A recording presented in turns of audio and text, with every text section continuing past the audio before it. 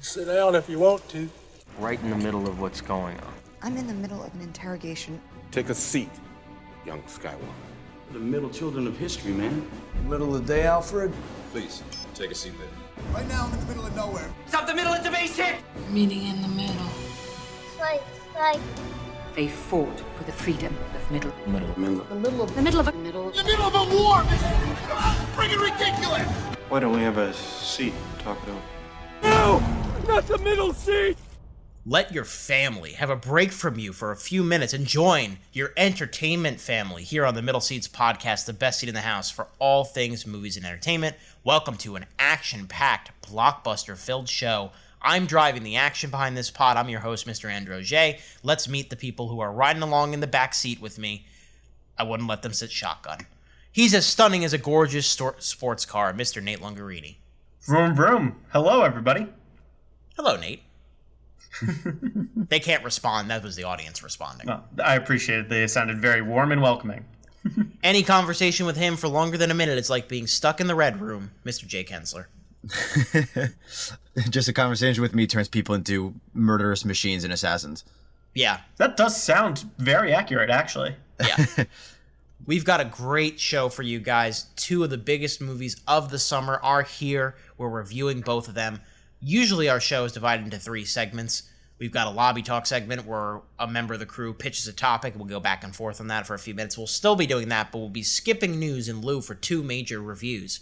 One of the 9th installment in the Fast and Furious franchise, F9, the Fast Saga, and one of Black Widow. Both will have non-spoiler and spoiler sections, so if you have not seen the movies, you can still join us for these discussions of these movies that are really revitalizing theaters. We're not really going to talk about box office today, but both movies doing really well for the pandemic recovery period and definitely starting to set the mark of how we're going to go in terms of box office forward. So we can talk about that and all of the different things that have to do with these two movies coming up. But first, let's get into our lobby talk segment. Let's all go to the lobby. You're in the lobby? What do you look like? I will blow up the block before you can make the lobby.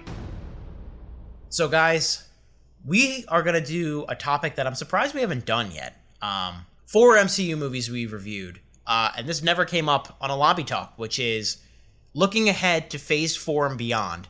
Characters that are not in the MCU yet, let's try to cast these roles. Let's try to pick somebody that we want to play a superhero or somebody that we haven't seen in the MCU yet. They can be in other properties like the Fox superhero, saga with the X-Men, or they can be in the Fantastic Four movies, or they could have been in the Spider-Man Sam Raimi movies or whatever. But this is specifically for the MCU version of these roles. So let's start with Jake. Jake, pick a character and then give me who you want to see play them. Oh, yeah. So there's a lot of casting been going on already. I was trying to think of like Spider-Man Sinister Six, but a lot of them have been cast, some of them multiple times, like in the Goblin. Venom's been cast multiple times. Like there's some tough ones to go with. So I went with Dr. Doom, who has two pretty poor iterations, unfortunately, for my guy Toby Kebbell. I like him a lot in Dawn of the Planet of the Apes. But yeah, poor is kind. Yeah. Yeah, I think he's a good actor, but there's really nothing good about that movie. I think we're really due for a really quality Doctor Doom, and I could see John Hamm doing it.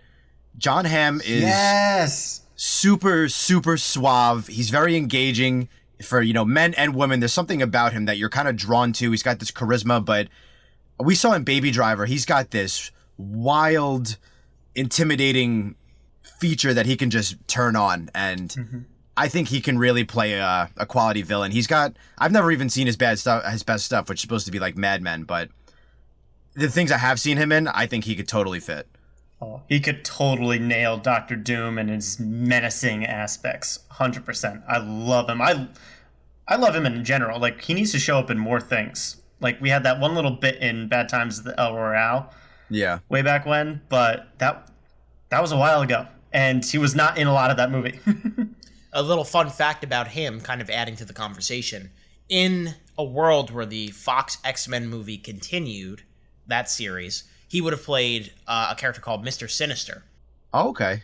that was teased at the end of X-Men Apocalypse. Obviously, that never came to fruition, but also was going to be teased directly at the end of New Mutants, but they cut that scene because New Mutants kind of exists in this apocalyptic wasteland where it's in between.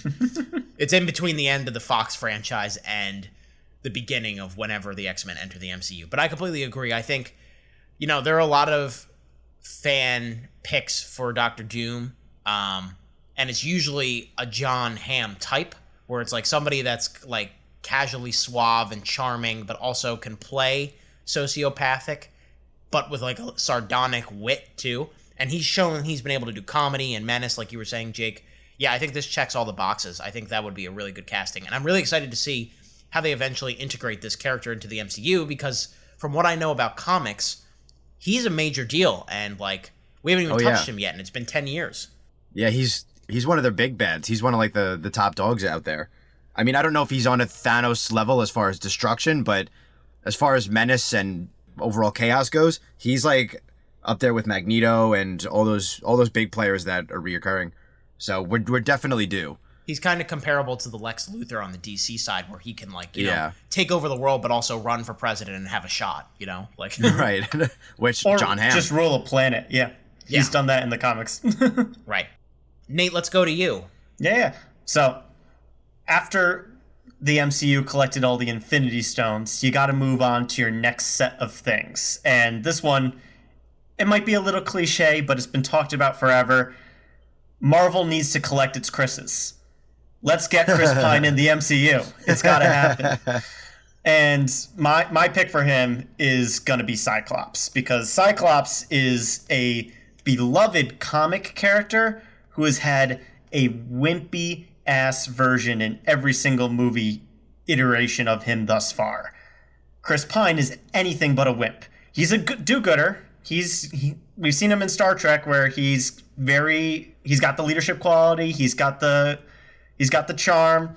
I think he could make for a compelling and finally fun version of Cyclops. Yeah, they really did James Marsden dirty in the original X-Men Bryan Singer trilogy.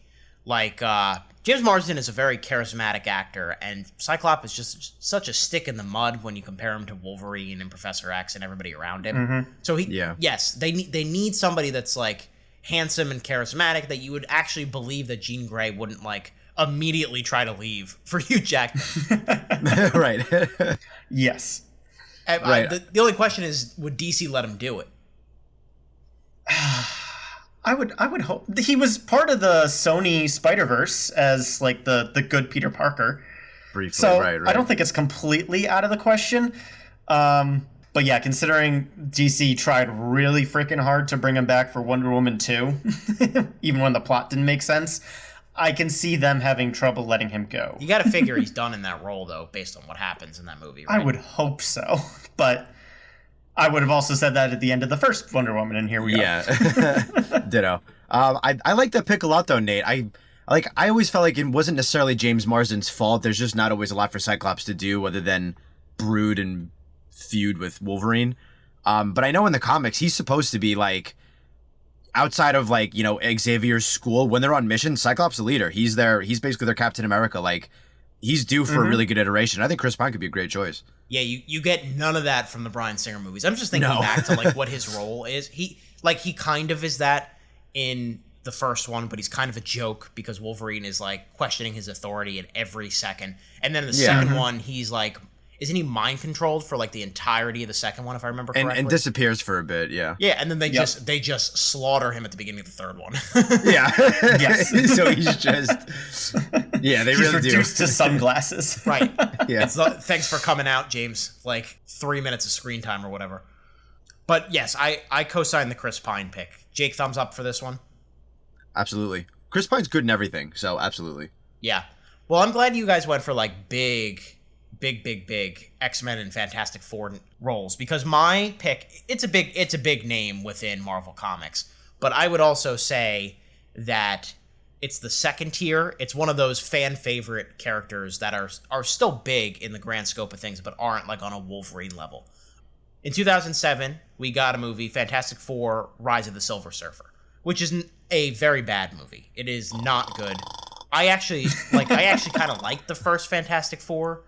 It's one of my guilty pleasure movies. I do not like that second one because they waste some great characters in that. Like, they turn Galactus into this big, like, planet-eating cloud instead of, like, this huge, giant, purple, helmeted planet eater, which would have been so cool to see. And they waste a really cool portrayal of the Silver Surfer, who I'm going to be focusing on here. Lawrence Fishburne did the role, the voice for Silver Surfer in that 2007 movie. Doug Jones, who does a lot of stuff for Guillermo del Toro, he was the Fishman in Shape of Water. He was the Fishman in Hellboy. He was the scary guy in Pan's Labyrinth. He played the actual Silver Surfer.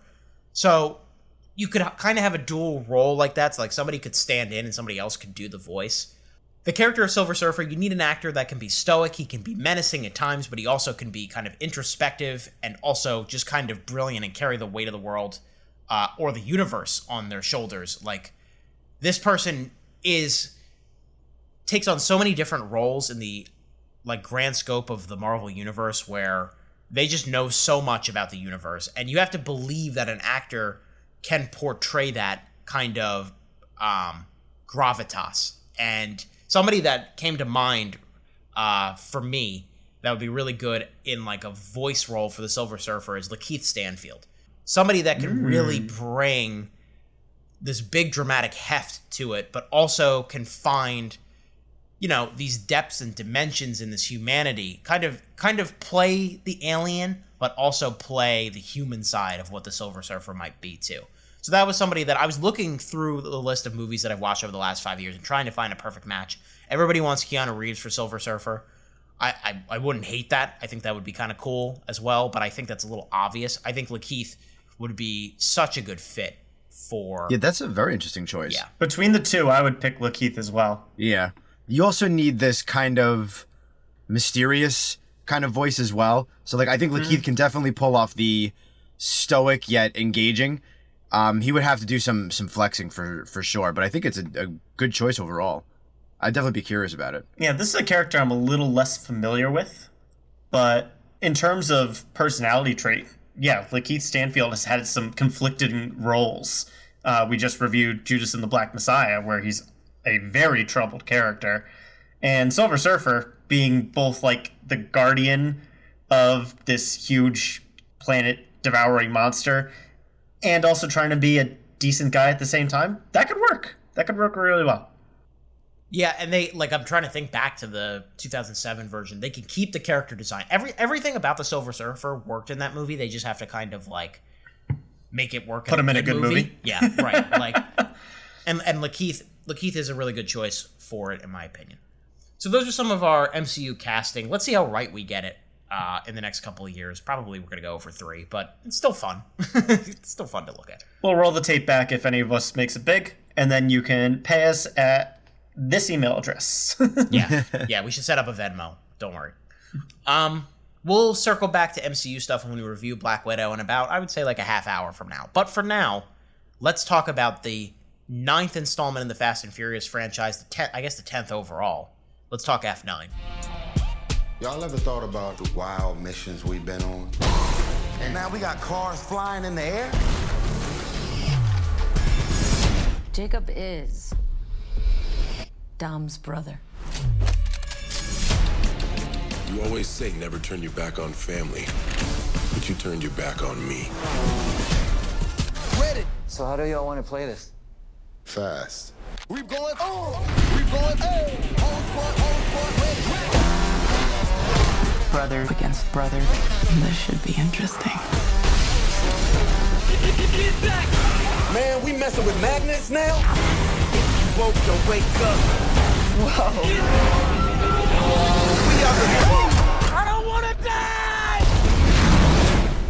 F9 comes in the year of the 20th anniversary of the Fast and Furious franchise. Who would have thought back in 2001 that the Fast and the Furious, Vin Diesel, Paul Walker, directed by Rob Cohen, car racing melodrama, I guess you would call it, kind of action movie, I think is fair, would turn into this multi-billion-dollar franchise with a spin-off, 9 proper installments, and a 2-parter possible finale coming in the next few years. F9, of course, was originally supposed to be released pre-Memorial Day 2020, has been pushed back many times. It's kind of, I would say, by a sizable margin, the biggest movie to come out since the pandemic hit in terms of theaters. I mean, you could argue Tenet, you could argue Godzilla vs. Kong, but this is the one that is going to bring back the international audiences. Directed by Justin Lin, who did installments 3, 4, 5, and 6 in the franchise, left to do a Star Trek movie, and now is back. Obviously, Vin Diesel back, Michelle Rodriguez, Jordana Brewster, Tyrese Gibson, Ludacris, Nathalie Emmanuel, John Cena as the villain, as his Dom Toretto's brother, Jacob. We'll get into the mechanics of that in a bit. Charlize Theron is back as the villain Cypher. Helen Mirren returns. A lot of new parts of play, but also the old faces, and a lot of craziness. If you've seen a Fast and Furious movie, you know what you're getting with this. We'll get into the specifics of what happened in a bit, but first, Nate, right off the bat, what's your relationship with this franchise, and what did you think of this 9th installment? Let's see. These movies are all about family, right? So if Fast and Furious was my family, it would probably be at least 5 generations apart, like cousin of cousins of cousins. That sound right? I've never been particularly attached is really what I'm getting at here. I remember seeing F6 where like this franchise really built up a whole lot of hype of like, oh my God, these things are ridiculous now. You have to see them just for how crazy they can get. And watching and being like, okay, yeah, that was a thrill ride. What's next? And then it just kept on going and going and going. So now in terms of this movie, it's the same thing. So all the stunts are crazy. The situations they find themselves in are completely nonsensical. Cars are either killing machines in one moment and then the softest cushions for people to land on in the next moment. It's not going to make sense. If you're going into the movie thinking it's going to make any sense, where have you been for the last 8 years, right? Yeah, 8 to 10. Yep. Mm-hmm. I don't know. It's hard to come down on firmly liking it or disliking it because it was exactly what I expected, but I'm just overall not high on the moments. But I will say that Vin Diesel continues to be my least favorite part of these movies, and I'll leave it at that.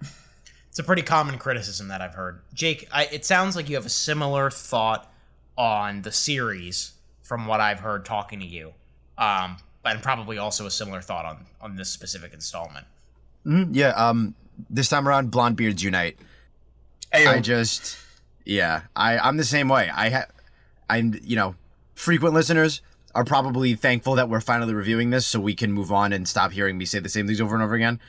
But I haven't seen 1 through 4, and I think 5, 6, 8 were mediocre, 7 was good, and then I just never really ever got excited for them. They're just not kind of like Nate, they're just not my thing. I understand why people like them, but when I'm looking for big crazy stunts, I'm looking at like Mission Impossible or John Wick. I'm not looking at Fast and Furious, really. So that being said, 7 is the only one that I think is genuinely good or that I actually thoroughly enjoyed.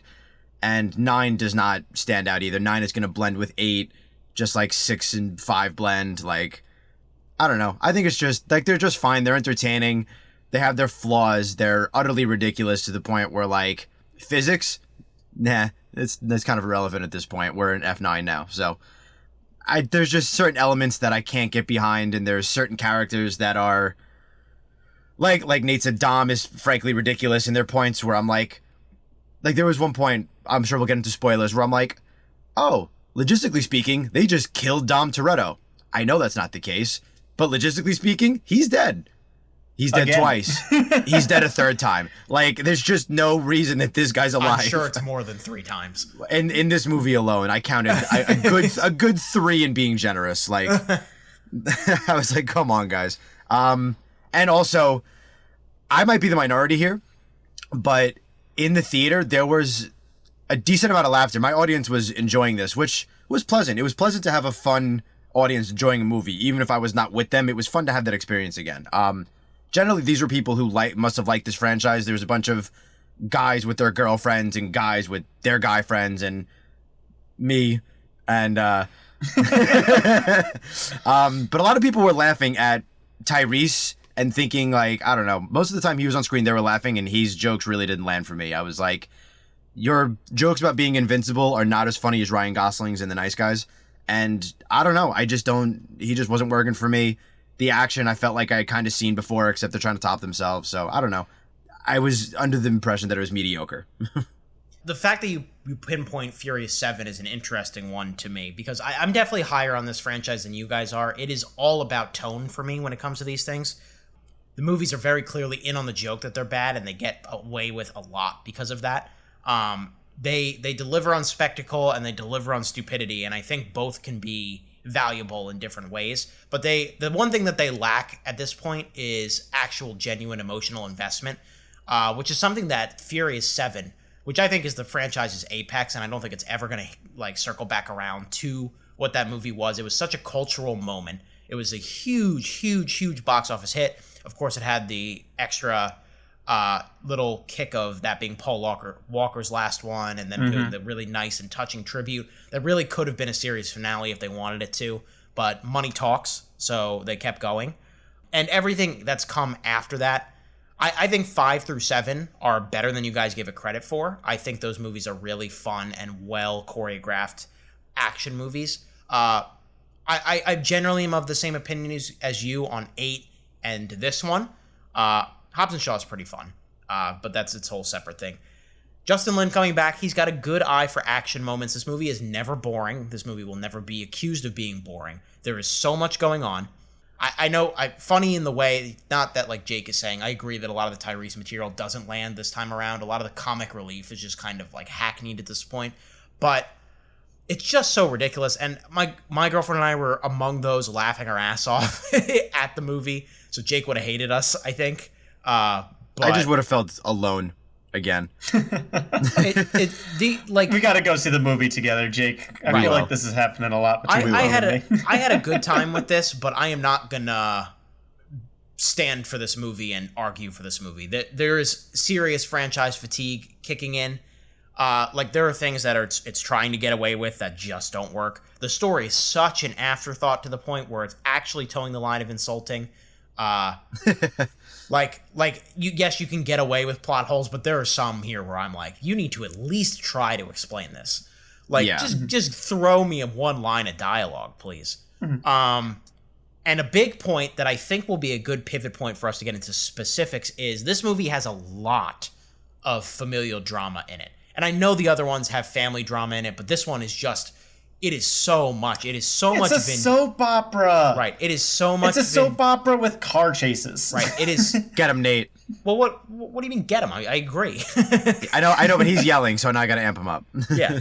It is so much Vin Diesel, and it is so much John Cena's character, and it is so much the flashbacks for that, where the acting in those flashbacks were all brutal to sit through. Yeah. And there's a lot of that stuff, and it honestly takes away from the final grade because it distracts from the stuff that I really want to see, which are the absurd action sequences, which for the most part for me worked like they were supposed to. Exactly. Like, I'm in total agreement there. If you want to pitch yourself as the campy, ridiculous movie that can get away with anything, then they needed to invest way less time in all of these flashback scenes. I didn't mind the first one, and then like there was the breakup moment where Vin Diesel's younger self and John Cena's younger self separate, where I'm like, okay, that at least tracks for me. I can get behind that as a plot motivator. And then every time we go back, it's just like, nope, this is working less and less with each time we flash back here. Pick a lane, to be frank, if we're going to do highway analogies here. Be fun or be a soap opera, but trying to mix the two together when I'm already kind of off the boat here with this franchise did not do it any favors for me. I was pretty bored of them by the end. So I will use that B word. Yeah. Two notable housekeeping things before Jake, you jump in again. Vinnie Bennett plays the young Dominic in this movie, which there are a lot of flashbacks that take place in the 1980s. We won't go into specifically what happens in those flashbacks till spoilers, but like that kid who plays young Dominic somehow makes Vin Diesel look like Shakespeare. He is brutal. And then this kid that plays young John Cena, Finn Cole, he's not much better. And he doesn't look like John Cena, like, even in the slightest. Neither of them look like their respective characters. I thought the guy who played Diesel looked closer, but yeah. They're bald. That's the only similarity. One of the fine. Characters, we can get into it later, but one of the characters literally says the only thing that combines the two is a similar chin, right? Their jawline. Yeah. Is the only thing that makes them look like brothers. And then second point, this is the first movie in the franchise that is not written by a screenwriter named Chris Morgan, who has done everything since Tokyo Drift. So he's done 3, 4, 5, 6, 7, 8, and Hobbs and Shaw. And that's significant because he had really found a rhythm of what these movies are supposed to be in terms of story and character and how much to balance set pieces versus drama. And Justin Lin takes over co-screenwriting with this guy Daniel Casey, and it feels like that rhythm is just slightly off. Like, I don't think a normal person would notice it, but us having seen the most recent ones and critically analyzing it, you can tell somebody else is writing this because, you know, it's trying to replicate a formula, but it's not quite nailing it. Yeah, I didn't mind some of the young Dom, young Jacob flashbacks, just because it added a little bit more context. So, like, I didn't mind some of them, but I agree by the end I was like, all right, we're getting like 3 endings, and one of them is back at that racetrack, and I was like, there's a flashback scene toward the end, and I was like, all right, enough with the flashbacks. This movie's already over 220, and it wasn't working for me in the beginning. It's not working for me now. As a whole, it's mainly it's not even CGI. I'm okay with CGI. I think I just prefer more practical stunts, I guess, and these are just like leaps in logic with how crazy can we make things look, and I don't know. I don't totally get on board all the time. Mm-hmm. And a lot of the acting isn't great top to bottom either. Plus, I think you missed The Rock a little bit. You know what? You just took the words out of my mouth. That's what I was going to transition to next. Obviously, The Rock he wants to be called Dwayne Johnson. So Dwayne Johnson. That's going to take a while. Yeah. Is not in this movie. He had beef with Vin Diesel and Tyrese. They have since patched it up, so I expect him to return for the 10th installment. But Jason Statham and Dwayne Johnson went off and did their own spin-off. They are not in this proper one. And while it's nice to see the crew again as a fan of the series, like I like seeing Michelle Rodriguez again and seeing Ludacris again and Tyrese, you really do miss what The Rock brought to the franchise because he really revitalized it with the 5th one. I credit a lot of the franchise's like big boost to him because Vin Diesel was around when these movies were bad, but The Rock wasn't, you know? And, you know, it really is missing an element of him. But then again, there is so much else going on in this. There would be no room for his character to breathe. It would be similar to Furious 7, where he's in it at the beginning, and then we don't see him for like an hour. And then he probably would have came back and done something fun in the finale. But at that point, it's just kind of like, we have so much else to service, including the return of Han, who is another major character in this franchise, that, for lack of a better word, has been brought back from the dead. Like, they kind of show his backstory too, and those flashbacks plus the Dom and Jacob flashbacks, I was like, okay, guys, we really had it's a soap opera. And also, how like they needed to explain more about how he's alive, other than like trickery of the eye. We'll get into the specifics of like that flashback because I have a bone to pick with that as well. But the problem is they bring him back and they don't really even integrate him well because this movie is just like crammed with things. Mm-hmm. Yeah, I mean, I already don't have an attachment to him because I didn't see the originals, but I was like, do we really need him back? Like honestly, as a guy who hasn't seen the first 4, is this unnecessary in any way, shape, or form, Andrew? Like, it goes to one of my biggest issues with a movie this campy is that there's so many quote-unquote dangerous situations, but the movie is actively taking away all stakes in the situation.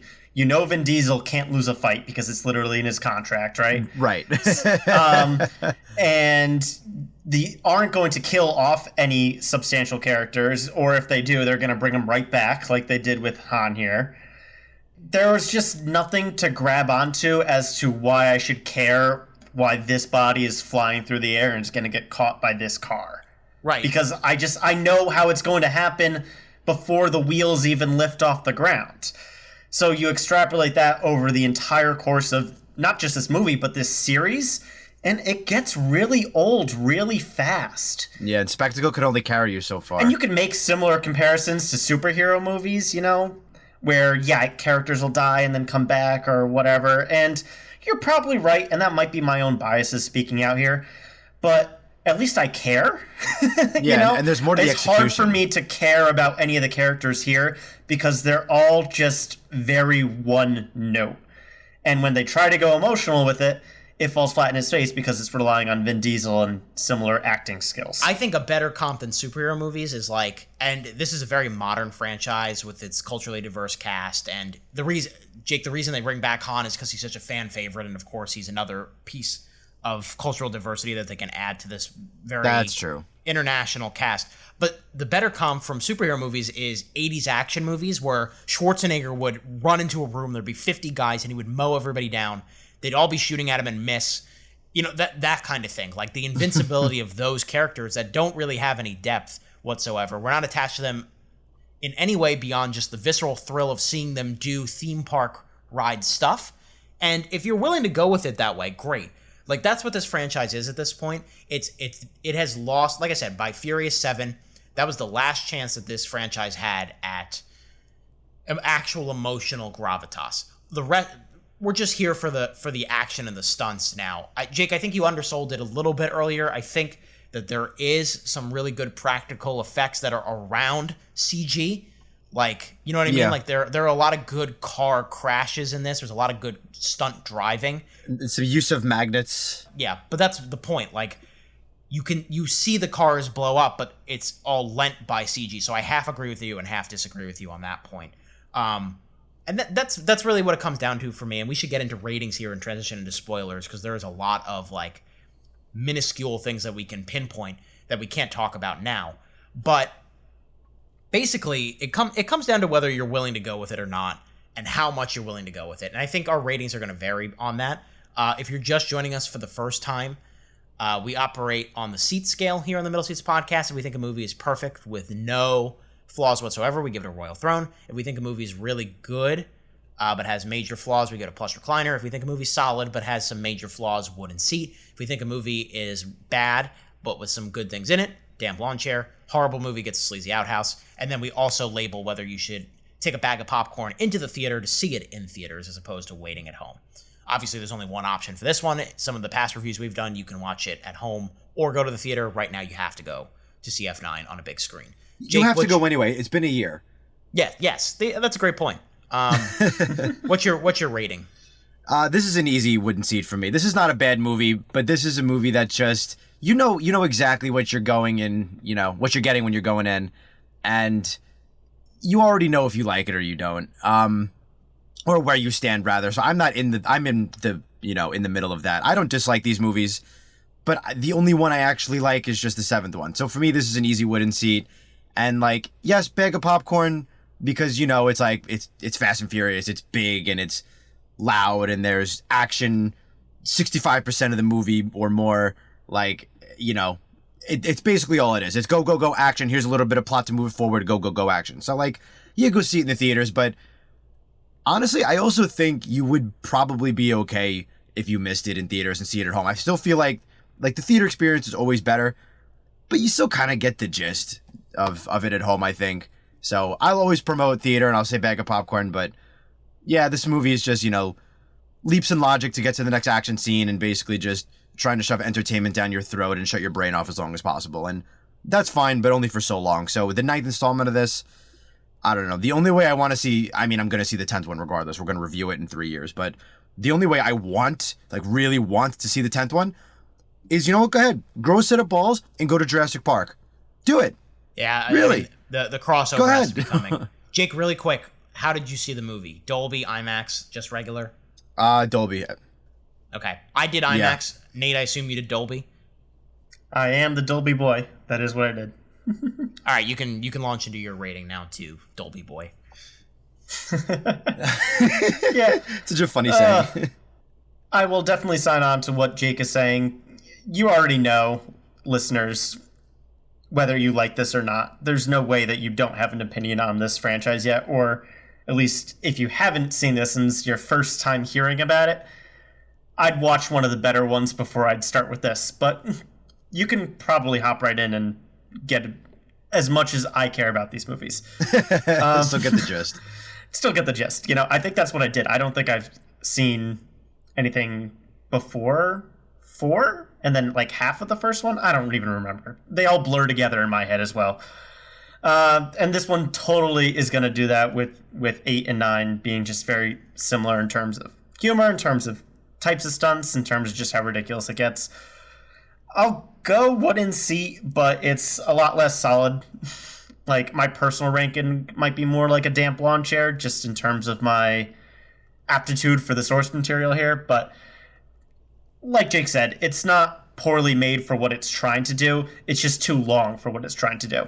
So with that in mind, I'm not going to give this a bag of popcorn moniker, unless you're already a big fan. I think this is much better served at home, where you can talk with your family or buddies or whoever's coming over and probably have a drink or two. You can have a Corona and cheers with Dom and move on with your life and just laugh at the ridiculous moments and talk while the stupid moments that you don't care about are happening. And that's probably how I'll handle this franchise going forward. Yeah, I think at this point, the chance of you having a great audience has sailed, so I could definitely buy into that. I still will always value the theater experience for big movies like this. I'm also going to go wooden seat. I think it's a little bit of a sturdier wooden seat than the two of you, but I think I'm generally in the same range as you. I think all of our criticisms are around the same. I just think I had a little bit more fun. I think it's as simple as that. And I think a lot of people know what they're going for and are going to enjoy it. But there are elements that made other installments better that are lacking. And I think this is a good chance to pivot into spoilers. If you have not seen F9, some of the stuff we're about to say, you're not going to believe is from the same movie we started talking about. But if you have seen it, of course, you know what's coming. Let's talk about it. Whoa! Oh, spoiler alert.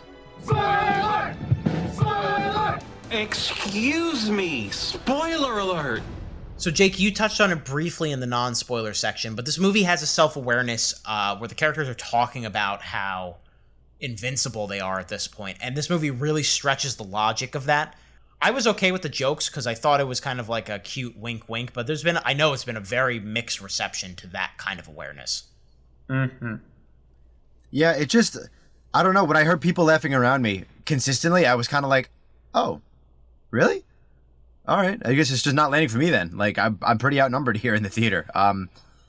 But it's some of that, like Tyrese has made me laugh in the past, as is Ludacris. Like, I think they kind of have a fun, repertoire going, but I don't know, they didn't totally work for me in this movie either. They were just kind of there to be the hype men / stunt men / muscle, astronauts, kind of. Astronaut, sure, yeah. / comedic relief. Like, they're just kind of there for whatever the plot needs them to do at this point.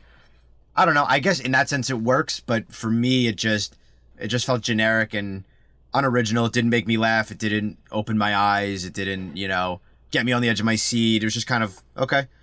I'll sign on with that, Jake. Like, the unoriginal factor, I think, is what's really getting to me here. We've kind of had oversaturation of meta humor like this in the last 5 years. Like, Deadpool being one of the big examples of just, like, being in on the joke. So for a series like this to try to just do the same thing, it feels a little stale. Well, and if this came out 5-10 years ago, maybe I'd feel differently, but we're just getting so much fourth wall break now, so for this franchise to be doing the same thing, it's just one extra layer of cheesiness on a pizza that's already 5 stories high. I half disagree and I half agree. I think the franchise's self-awareness predates Deadpool, and it goes back all the way to Fast 5. What the problem is here now is that it's like when somebody tells you a joke and then explains the joke. It's incredibly literal about the invincibility of the characters and the Looney Tunes-esque physics of it. So in that way, it's stale. But I think it's just continuing what it's been doing, just explicitly saying it now. Yeah, because I understand the jokes, and I honestly don't blame them for trying. Like Nate said, it's a relatively popular thing to be doing right now for some franchises, so I don't blame them, especially with new writers. Where can we take this? But Andrew kind of has a point. When you joke around about being invincible, and then you have Dom fight off like 15 professional soldiers on like some rig above water, and then he plunges in and like is rescued and is After okay. he pulls chains to bring the building around him. But like also, why did he have to like go back and sacrifice himself? He could have just went with everybody. That was the big thing for me in that sequence. Like, I don't know, but it's got to be something about family. Michelle Rodriguez's character is standing there the entire time. She's supposed to be leaving while he buys them time. Right, that was the whole point. He stopped. Yeah. She just watches the whole That thing. was a problematic scene for me. He stopped to quote unquote sacrifice himself, and she watched the whole thing, and then he dies, but then she saves him, and I'm like, this all could have been avoided if you ran. Yeah, but and like he's throwing people into the same water that he survives. You know, nobody else lived and all that. It's just a dumbass scene. Yes, that's why I'm like, I know you're joking around about being invincible, but like you kind of made your Dom character invincible. So yeah. Let's rapid fire some of the stupid things in this, which there's a lot of it. The space stuff, it was fun enough. I didn't have an issue with it. Again, it is going on the internet and taking the joke literally and doing that to an extreme, but everybody's been asking them to do that. I was fine with that. They're like some of these other plot reveals, like they don't even try to explain that whole Cardi B reveal, which is like it just I happens. didn't know if like she had appeared in a previous movie and I just missed it. No, just flat out shows up armored truck. Okay. Honestly, that was one that I scratched my head at and just kind of went, whatever. Right, all these video girls just happen to have armor and are able to break him out. Like they did, like nobody could tell that all of these like armored soldiers are like 5'4" and are like, you know, packing booties, you know, like and like not the right height or structure. Right, that's what I'm saying. Like, so that was a big one for me. Mm-hmm. Helen Mirren's character is completely nonsensical. There was just no reason to bring her in. That actually made me chuckle. Though. I loved her. Maybe my favorite of the movie, though. Okay. Her basically what ends up being a cameo, right? Like, yeah. I really fully either forgot or wasn't expecting her to be in this. So when she showed up, I was like, all right, I could ride with that. She's so clearly not driving. It's adorable. Like, yeah. She's very clearly talking to him. I will give that scene the fact that it felt the most tame out of all the big stunts. You know, it's just back to street racers being street racers and thieves instead of international super spies. So I guess that's going back to its roots. Yeah, I think they try to get in at least one per movie. So to get Helen Mirren to do it, I was kind of like, all right, there's an element of fun to this that I can get on board with. But like Mr. Nobody and the whole bit with Han protecting this girl and also coming back from the dead. That was dumb, right? I didn't get on board for any of that. It was such an unsatisfying explanation that I just kind of was like, whatever. He basically was like, Kurt Russell has his ways, and the audience went, I believe you.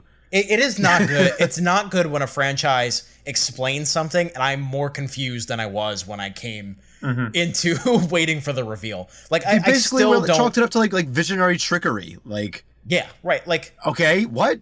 he doesn't have a single scratch on him anywhere. Like, we saw him crash.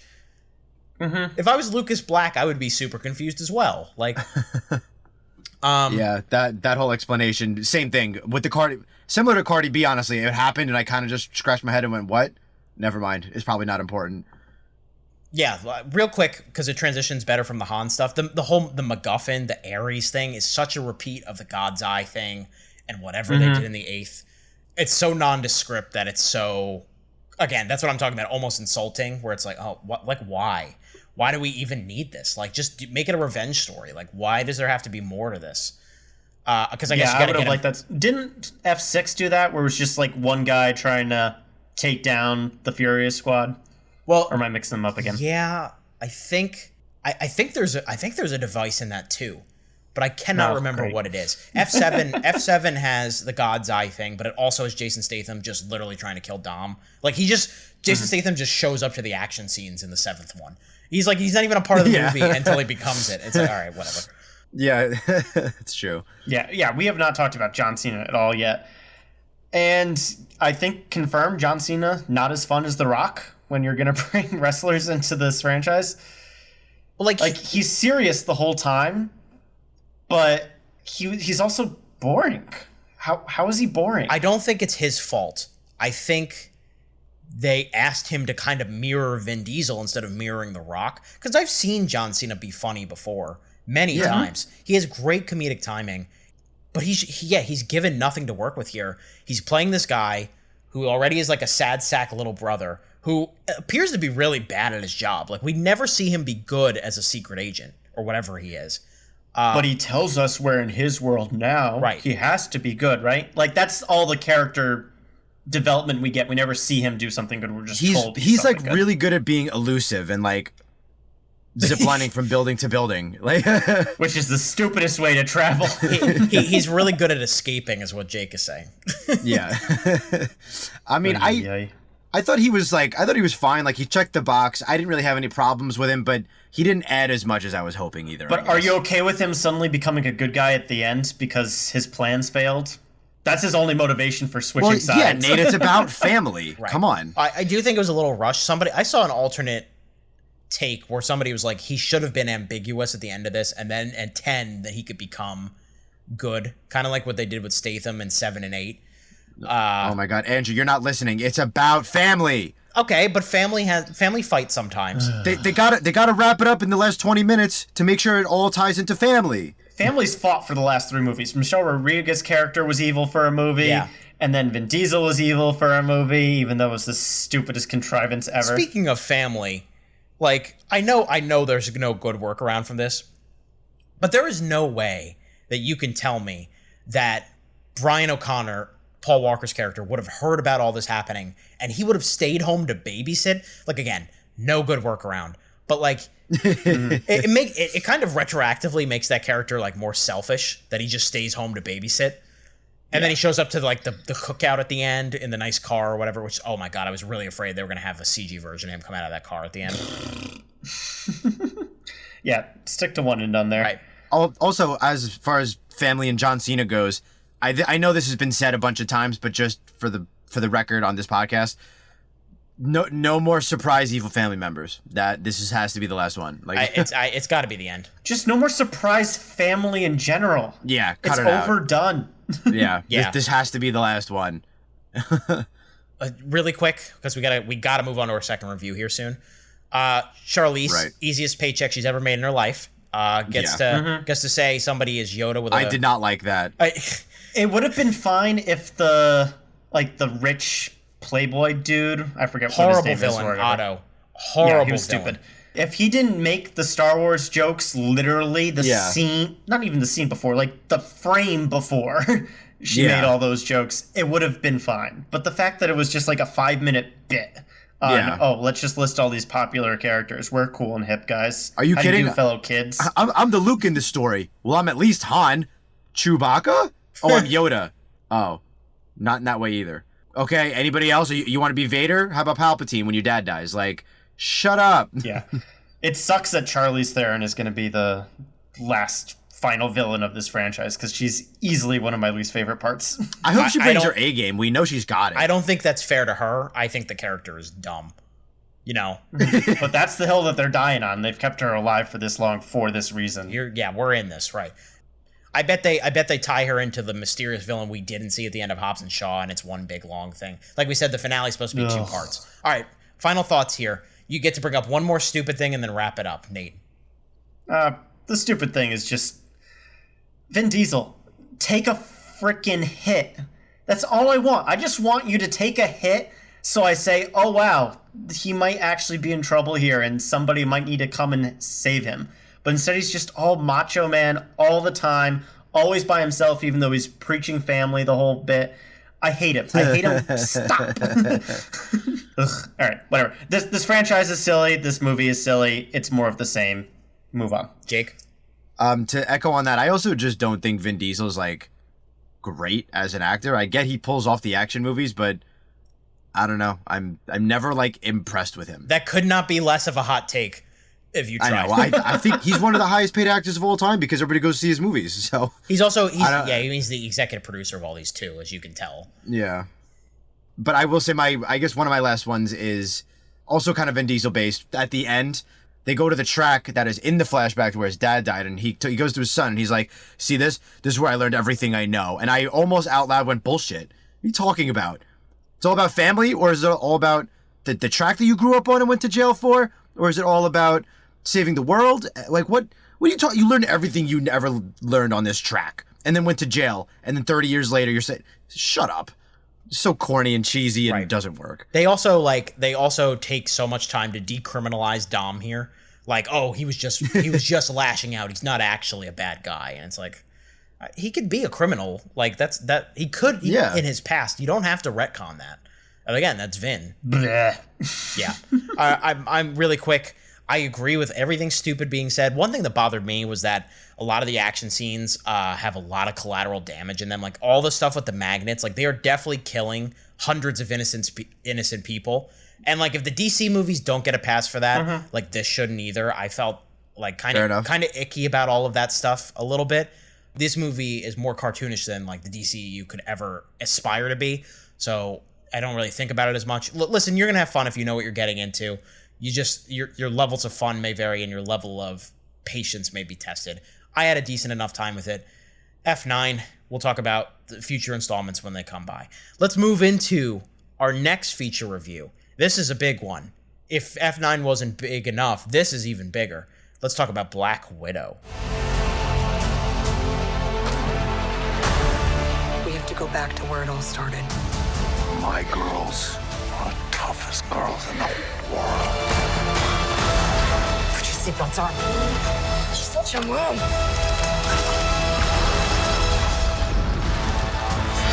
One thing's for sure. I'm done running from my past.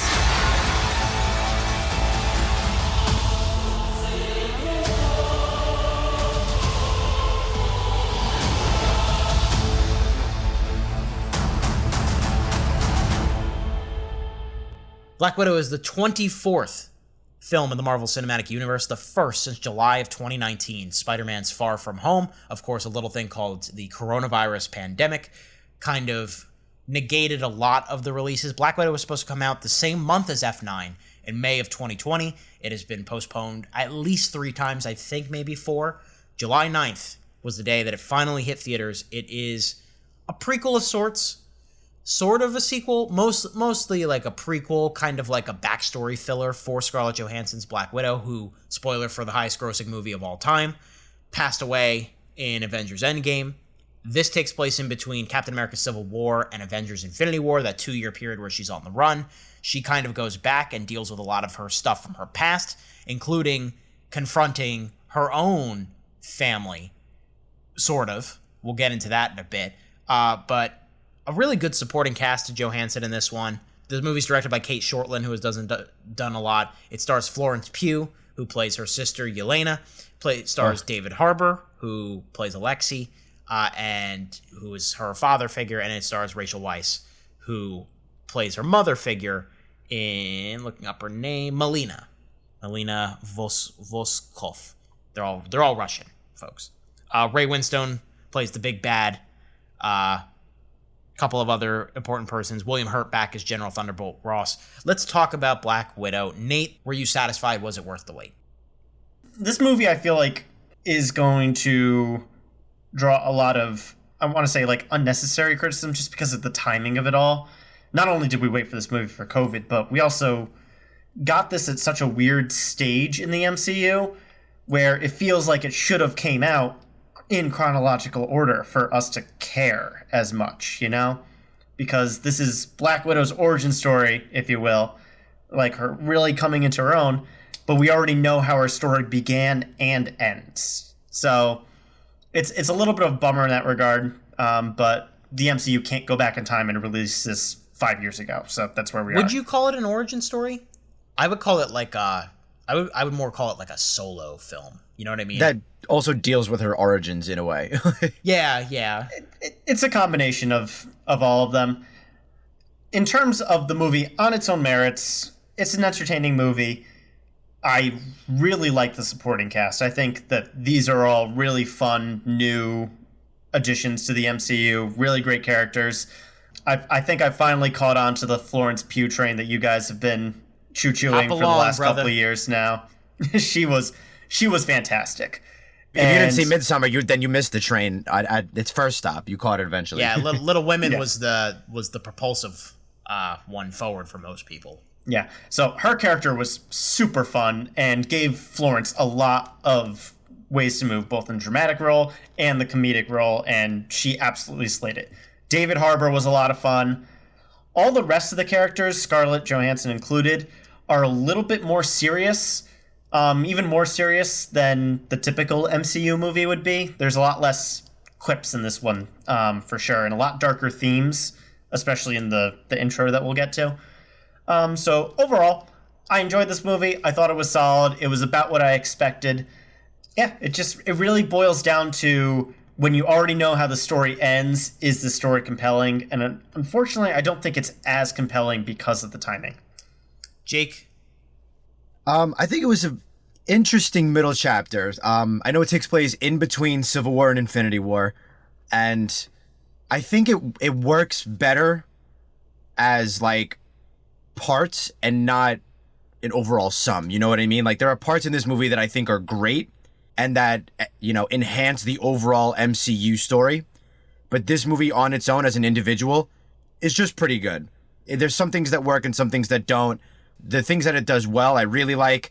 And then there's some things that were really, really lacking. Most of the stuff revolving around villains, bad guys, evildoers, and antagonists was lacking, like, quite a bit. But giving Black Widow her time to shine as, you know, at front and center, and going into her background and her origins and her family and what happens and what all of that means, and giving her a little bit of redemption, was all done really well. Agreed with Nate. Florence Pugh is the MVP. I'm all aboard the hype train. Loved her in Midsummer, loved her in Little Woman, loved her in this. She's one of our best rising actresses, and I will watch anything she's in at this point. I think she's great every time. Also love David Harbour. He was a pretty close second. He's just a lot of fun. He's goofy, but, you know, there's a little more to him than that. He's deeper. You can see he's insecure, even though he can toss a tank with one hand. And then after that, I agree, the supporting cast gets a little bit weaker. The overarching themes in the MCU work here, but on its own, it's just kind of decent. It could be better. The point that you guys are making about its placement in the MCU, I think, is very valid. I saw a proposal on Twitter a couple of days ago that I really liked, and it basically said that Black Widow should have come out when Captain Marvel did, and you could have removed Captain Marvel from Endgame. You could have found a different way for Stark to be found. You could have found a different way to defeat Thanos at the end. So, like, you know, you fill in all this information about Natasha right before she meets her end, and that gives it even more impact. Not that there was already plenty of sadness to go around when Natasha died in that movie, but this would have even gave it, like, way more. You know what I mean? Just because, like, this fills in the blank spaces that we didn't know about her. It does a really good job wrapping up her backstory and having her confront her demons, and it has a really good backbone to it in terms of control and girl power and independence, confronting all the mistakes she's made so that she fully, not that she wasn't already, but she fully transforms into the hero Avenger. I think pretty much all of that stuff works. I think all the supporting cast stuff works, like we said. I generally agree. It's a lower-end Marvel movie for me, but I still had a good time with it. I think it's entertaining. I think the action scenes are fun enough. It has a good sense of humor. I think momentum is huge for this movie. I think it gets off to a pretty bad, I would say outright bad start for the first half hour or so. It's kind of a rough first act because they have to set up a lot of stuff. The villain is exceptionally weak, like maybe second worst in the MCU behind Thor: The Dark World's Malekith. And that's not Ray Winstone's fault. That is the intentional structure of the movie, which we'll talk about later again. The pacing is up and down, but there's a pivot point halfway through, and I'll just say it's like when David Harbour becomes more involved, that the movie really picks up steam when it puts all of its characters in the same room, when it starts to make the plot move a little bit more forward. That's when I had more fun. I think it's a good, like, one-off adventure. In the larger context of everything we've seen so far, it's okay to have adventures like this, but it really doesn't have a lot of relevance anymore, except for setting up a couple of things going forward. This would have been a great Phase 1 MCU movie. it's a fine Phase 4 MCU movie. Exactly. It lost a lot of its luster. Yeah. But again, I am still positive on this quite a bit. I had a good time with it. Yeah, I'm more positive on this than I am F9. I'm also more invested in the MCU, like a lot more. But not that this movie is a disappointment, but I was hoping to be a little bit more, I don't know, thrilled and excited and engaged. It's just, I don't know. It definitely adds to the MCU because, you know, Natasha starts as this assassin who's done a lot of bad and a lot of killing and assassinations and all kinds of really brutal stuff. And she gets a complete 180 by obviously being Avenger, but in here tackling her past and kind of, you know, it helps her right her wrongs a little bit. And I think, again, there's more to that in spoilers, but it ends up being a really interesting arc for her to fulfill and kind of close. Yeah, I'm about in the same boat there. I like what you said about the story beats here, Drew. I think the beginning's a little rough, and I thought the ending was a little weak too, so we'll obviously get into that in spoilers. I think it's just the biggest shame is that I think Black Widow's character are one of the less interesting aspects of this movie. That's a problem when that is the title of your movie. So I'll defend myself a little bit more once we get there. Which, it's odd, too, because for me, she's one of the more intriguing pieces about some of the other ones. Like, when she's a supporting role, and maybe it's just the tantalizing idea of, you know, like, what she can be, and now that we actually have a reveal of, like, knowing everything about her, it's not as interesting. But, like, yeah, I kind of agree with that. I think Scarlett kind of gets the short end of the stick here. In favor of setting everybody else up, and that's a little bit of a shame considering this is 95% chance that this is the last time she's playing this role. But there are good things to be had throughout. One thing I thought was really cool and that I liked what they eventually did with it was the Taskmaster henchman villain, who is basically this kind of robot-esque android thing / mysterious person behind a mask that can mimic the actions of all the Avengers when you upload it into their system. And I thought that made for a cool couple of, like, action moments. I disagree with that one a little bit. I feel like that was wasted potential written all over it. But spoilers for that one. Yep. This, I think we can go into ratings because, like, all things MCU, it needs to be expanded upon in spoilers. I'm not going through the seed scale again. Jake, what would you give Black Widow? So this one I was a little more torn on. So I'm going with a high-end wooden seat with room for improvement. I could see this movie being better a second time around, or, you know, upon rewatches, seeing that it adds to this a little bit or adds to that a little bit, or things that might not have worked or felt weird the first time were better the second time. So this could be promoted to a plush recliner in the future, but right now I'm sticking with the high wooden seat. And same thing, go see it in theaters, the bag of popcorn moniker. You know, I know Disney Plus has it for $30, but Go buy yourself a movie ticket and some popcorn and see it in theaters. It's worth it. There's some pretty good action. You know, Marvel is top of the line with money, so you're gonna get your effects worth. Yeah, we'll take it from there shortly. And Nate will take it here. Yep. I'm also gonna give this one a wooden seat. Between the two movies we reviewed tonight, this is definitely the better of the two. Yeah, agreed. So just because they share the rating does not mean that they share the level playing field. I will give this one the bag of popcorn moniker. I do think this is just the overall more universally enjoyable movie. And I will say that, obviously, if you do your prerequisite Marvel homework before seeing this, you're going to have a much better time. But I also would say that this is not one that requires it. It does stand alone on its own pretty good, and I think there might just be like one or two things that you need like your nerd friend to explain to. But for the most part, I think you can go into this fairly new to the MCU and still have a good time with it. And I think it will make people watching this through the first time in chronological order make a little bit more sense. But on its own merits, I'm going to go wooden seat. Enjoyed it, but I think this could have been better than what it was. I'm kind of like Jake where I'm in between. I don't know. I think for consistency's sake, because I'm looking at other MCU movies that it's around, I'm going to go like low end plush recliner on this because I did find myself pretty entertained for the vast majority of the film in the second half. Again, it's going to be a thing where I agree with pretty much everything you guys say in terms of criticisms. But I just had like a better time with it, I think, which it seems like that's a common theme for me in general. I just enjoy movies. Nate and I are all cynical over here. He's been deprived for a year. You're gonna have to give him a little bit, listeners. I don't get him think back so. on his... I think I would still have this opinion pre-pandemic as well. It's just odd that this is coming out now.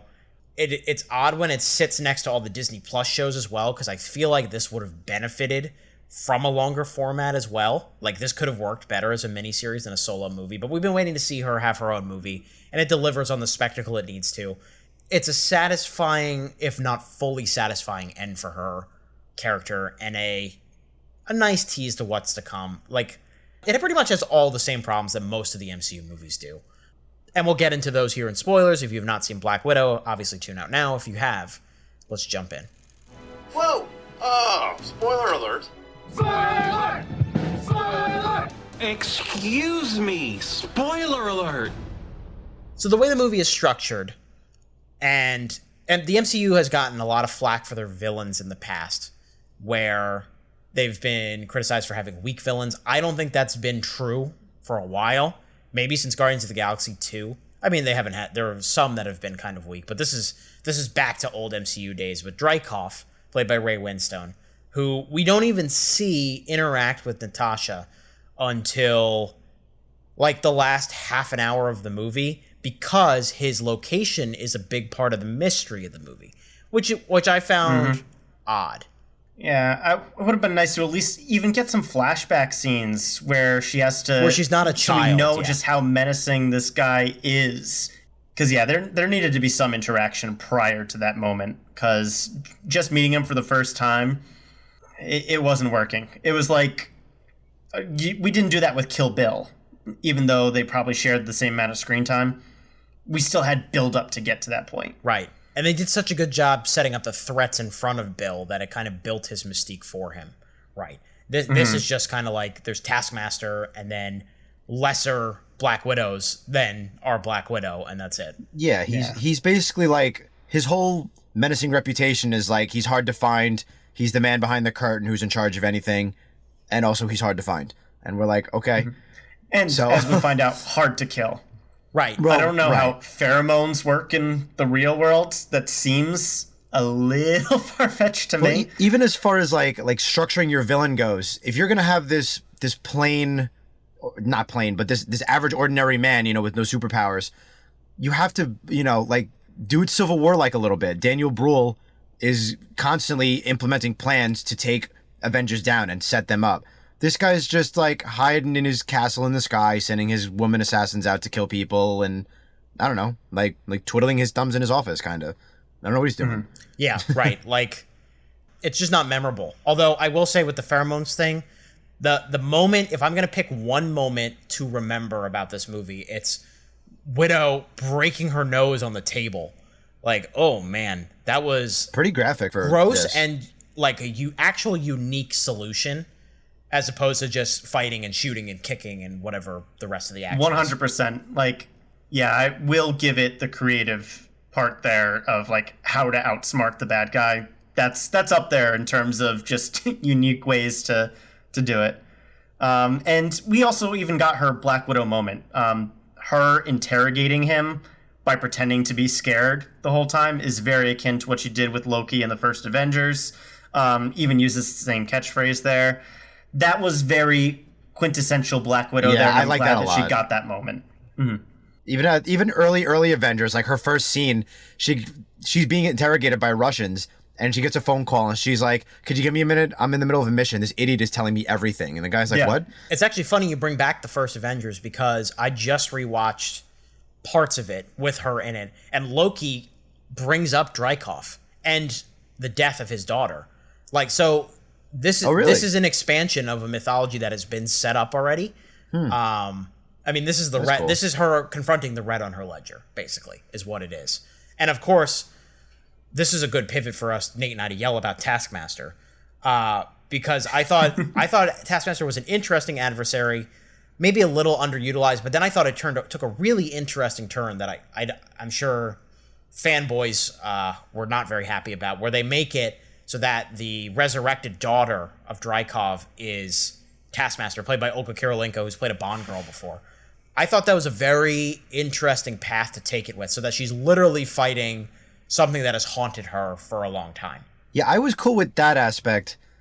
I just was like, Taskmaster is supposed to be, like we said, this mirror, this mimic, this freak assassin that can emulate almost any fighting style, up to the point where it's got like Black Panther claws, worthy adversary with a sword and a shield and a gun and a fist fight. Like, it can fight anywhere, anything, anytime.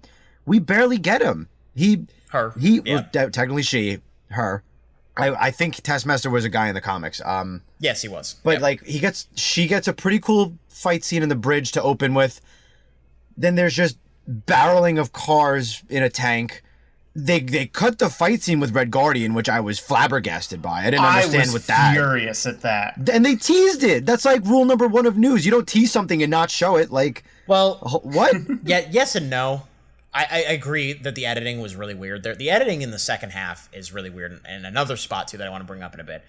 Yeah, well, yeah, I need to yell about Taskmaster a little bit. Go. I liked the idea of a villain that you don't want to kill. I thought that was a nice final bit that Natasha had to try to do. I wish it wasn't as simple as just getting her to take her helmet off and spraying her with mist, and they did something as creative as nose breaking to get to that point, but is what it is. But I think that's the part that annoyed me the most, is that so much potential in that character and so many callbacks potentially to MCU stuff, and they made her a very, very boring villain to watch. From the first point that we are introduced to her, she's very much like autonomous drone, almost like a Terminator, where it'd be very simple to try to fight Natasha and then get the thing you want, instead of almost killing Natasha and then getting the thing you want and then being surprised when she gets kicked again. I can't stand that when villains do that. And then, like you said, Jake, all the fight scenes, it seemed like, could have gone on for just a beat longer or shown us one more flashback to like Black Panther or Spider-Man doing something cool before you cut away. But they were all just so short. It just left me wanting more and frustrated that we didn't get more, especially with David Harbour, I think. Yeah, I was excited to see, going into this movie, I was excited for Taskmaster's fight scenes. And I thought they were pretty lacking as a whole. Right, this movie in general, as is the case with a lot of MCU movies, and this is one of the shorter ones. This is just barely, I don't even think it's 2 hours and 20 minutes. We were talking about the problems that we have with the first act, and it just takes too long to get into what the crux of the best parts of the movie are. This movie has to set up the entire flashback at the beginning, which is fine. I thought that worked as an opening sequence. Set them up as like a sleep... A little long, but yeah. Set them up as a sleeper cell family. Set up why she would not want to talk to Alexei or Yelena after all this time. It has to set up Taskmaster. It has to set up Yelena herself. It has to set up the other flashback with her killing the villain and the daughter. It has to set up the entire Widow's program and that it's still active and what it takes to break them from this mind control. It has to set up the mind control anyway. It has to set up her friend, whose name is Rick Mason, which I didn't know that watching the movie. That's her private contractor who apparently she has a big, long history with, but we've never heard about before. That guy is in Handmaid's Tale. He does a good job in the role, but the role is kind of underwhelmingly developed. And introduce all the family characters. And introduce all the family characters, right. Which, it's just like, oh my god, like, this is where, like, a 4 to 5 episode miniseries might have helped this a little bit. It would have minimalized the actual blockbuster impact of the action scenes and stuff, but it might have helped in terms of pacing. And the movie, for me, doesn't get really good until they break Alexei out of prison. Mm-hmm. I did like that. Yeah, I think this movie's a bell curve where it's a rough intro, a rough outro, but the middle parts where the family is getting back together are strong. Definitely the best parts, I would agree. Yeah, and I was going to say, I kind of like bits and pieces of each. But that being said, I would like to talk about David Harbour a little bit, because I thought he was really, really fun in this, and I was hoping that he would be good after his failed Hellboy attempt. I was hoping he would get something like this. Oh God, he doesn't want you to bring that up. Yeah, my apologies. So we know he's a super soldier after the opening scene when he's he casually tosses like an army truck with his hand, trying to move it out of the way for a plane. And I thought that was a pretty awesome, just quick split-second scene, like, oh, wow. But then they cut to him in prison, and he's just laughing at these gigantic men as he's beating them in arm wrestles and getting tattooed. Like, he's clearly the king of the prison, and he's lost all motivation to care about anything. And then when he breaks out, I thought that was a pretty good scene, too. Like, he's really fun to watch the entire time. His fake feud with Captain America was fun. Like, I think he just pulls it off. Let's be clear. He's definitely making that up, right? Like, the timing doesn't work about it. He just sounds like he's lying, right? He might have faced off the black Captain America that was introduced in Falcon Winter Soldier. That's my bad. Not Steve Rogers himself. Okay, I can buy that. I think he's lying. Is my interpretation. Very well. Or like it could be part of what was his super soldier serum, and like because they've never been able to perfect it again since Steve Rogers. His might come up with hallucinations or just going crazy. Who knows? Or he's just insecure. Steve Rogers gets all this credit as a super soldier. I'm one too. I have glory on the battlefield, but then that ends up being all he cares about. He was by far and away the biggest beacon of humor through the movie, which got dark at points. Like this whole story essentially revolves around a child trafficking ring when you really sit down and think about it. Which they set up with a very could have been effective but very clumsy opening credit sequence with I don't know who sanctioned that cover of Smells Like Teen Spirit, but it takes away from how creepy what actually is happening. I think it would have worked if it was half as long. That's what I said. They went through 2 whole verses and a chorus of that song in the weird cover. I would have been fine if it was just a little bit shorter. Yeah, me too. I also thought Florence Pugh was funny, though. The way she makes fun of Black Widow for her superhero landing. I know it's a little bit Deadpool-ish. Yeah, she definitely had her moments. Absolutely. That joke and the joke about the vest was pretty funny, I thought. Yeah, she has all the best moments. And it's designed like that, obviously, because she is our new Black Widow at this point. She will be showing up in the Hawkeye show. The post-credit scene gives a little context to her show, like what she's going to be doing in that. There's a little bit of a debate I had with how does she actually think that Clint is responsible for this. I don't think the public knows that Black Widow died on an alien planet. That's a very interesting discussion I've had over the last couple of days with my girlfriend and other people. Like, how much does the public know about what happened in Endgame? Because I feel like a journalist somewhere would get like one of the heroes to talk, maybe, or I don't know. It's world history at this point. What happened in Endgame? You know, like those details have to come out at some point. So I guess they don't know what happened to Widow is the easy explanation. Even then, though, my thing with that is it's definitely a cool idea. It's a great way to incorporate Yelena into the Marvel Universe and create a feud with an already existing character. But for me, that whole thing is undone with simple communication. Like, and I think it's very likely that it gets sorted pretty quick. Yeah, I hope so. Because within a couple episodes. Hopefully one or two. Is it true, like, you know, Clint Barton was responsible for killing my kind of older sister, Natasha? No, they were best friends. She sacrificed herself instead of him. He wanted to. Oh, okay.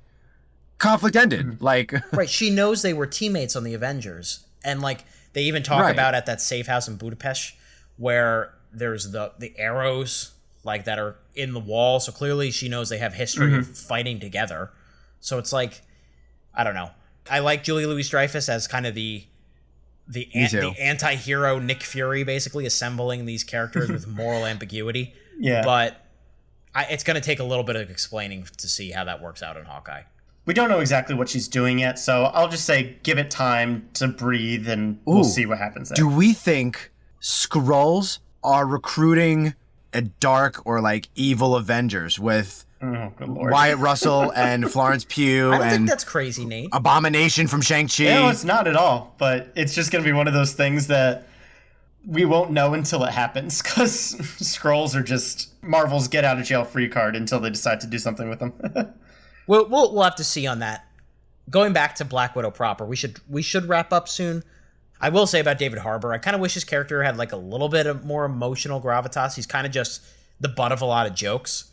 He's like if Mr. Incredible didn't really have like an arc, you know. That's a good comparison. I kind of know what you mean. Yeah. Rachel Weisz, I liked her character a lot. They take a little too long to integrate Rachel Weisz into the action, I would say. First of all, I think face switching is kind of a lazy plot device, so when that happened, I was kind of like, all right, I guess I'll be all right with it. But like, I was okay with that just because we hadn't seen it in a while, and it's very Black Widow brand to do that. True, she did do it in Winter Soldier, so that's fair. I don't like how they kept going back to the scene right before the Russians arrive to her farm. They went back like 3 times to show the whole context of the plan. Where it's like you're treating us like an idiot right now. Like we could figure out what's going on pretty clearly and without going back in time. You even brought up the fact that editing was kind of weird throughout this movie. I think that scene in particular, where we know and we're told that agents are coming to the barn because Rachel Weisz's character had called them in already, and then we spend 5 minutes with Florence Pugh and David Harbour's characters, like having this whole singing session, and Natasha's not running in there to tell them, hey, we have to get out of here. That editing was very weird. Like, should have had the emotional arc first and then the, oh, by the way, everyone's coming here to kill us, or something, just to keep that suspense going. Yeah, that's a good point. She didn't inform her father figure or sister. Yeah, and it just goes on for so long, so it was just weird editing. Yeah. All right, I've run out of points, guys. Are you guys ready to wrap up here? Where do you guys hold it in terms of like tiers for Marvel? I would say it's lower middle for me. It feels harsh to call it bottom tier, but then again, I guess if you take it with like the curve of everything, like for me, Iron Man 2, Incredible Hulk, and Thor: The Dark World are like their own bottom tier, like which are movies that are teetering on bad but are still okay. And then there's like passable to good, and this is in the passable to good, near Doctor Strange, near Captain Marvel, near the first Thor. It's in that area. I'm kind of with you, except disagree on Doctor Strange, but that's another discussion. Yeah, I really like Doctor Strange's origin story. I do not, but that's fine. I think this is pretty definitive bottom tier for me, but when you have 20 plus movies in your pantheon and you factor in a third, that makes sense to me. Right, like I don't know that it's bottom tier. I don't know that it's like a bottom 5 movie, but agree that it's lower tier. But for Marvel, that's still not a bad thing. And I will also say I liked all 3 miniseries better than this. Yeah, not an apples to apples comparison, but I really liked WandaVision. I had a good time with Falcon and Winter Soldier, and I think we'll talk more about Loki in the future. But I've really been intrigued by a lot of the stuff they're doing there. Mm-hmm. Agreed there. If we're going to pivot over to final thoughts, because I think I'm ready for it. Yeah. Let's do it, yep. This movie was enjoyable. It was a good standalone movie for Black Widow. I'm glad that she has a movie. I'm sad that it came out at this time where I feel like its impact is really diminished. I would have really wished this movie was more solid, good spy movie, and not just a hodgepodge of different aspects of Natasha's life. We can always hope for a better movie. This is the equivalent of landing in the superhero pose and then calling yourself a poser after the fact, I guess. I don't know. Nice. Leave it there. Wouldn't see for me. Enjoyed it, but excited to see what Marvel does next with the rest of Phase 4. Because this definitely feels more like a holdover than a new direction. Yeah, and Jake, this is one of 4 MCU movies to come out this year. We've got Shang-Chi next and the Eternals. Yeah, it's then, nuts. of course, Spider-Man, No Way Home. I think history will show that this is the least impactful of the 4, no matter good or bad, right? Yeah, I'm like Nate said, this is a bit of a holdover, refamiliarizing yourself with the material almost. Like it's been a couple years now, not including miniseries. So we're back in theaters. We got a familiar face. We got some familiar action. Now we're going to get 2 new introductions, and then we're coming way back with a big Spider-Man movie. Move forward with my final thoughts like Nate was as well. It's kind of like a hodgepodge parts of her life that we hadn't seen yet, and that's why I think it works better in parts. So like getting her a second family aside from Avengers, I think was really nice because that was always something she struggled with. So she got redemption as a loner and assassin. Now she's got 2 families and she's a big hero, taking down the Red Room.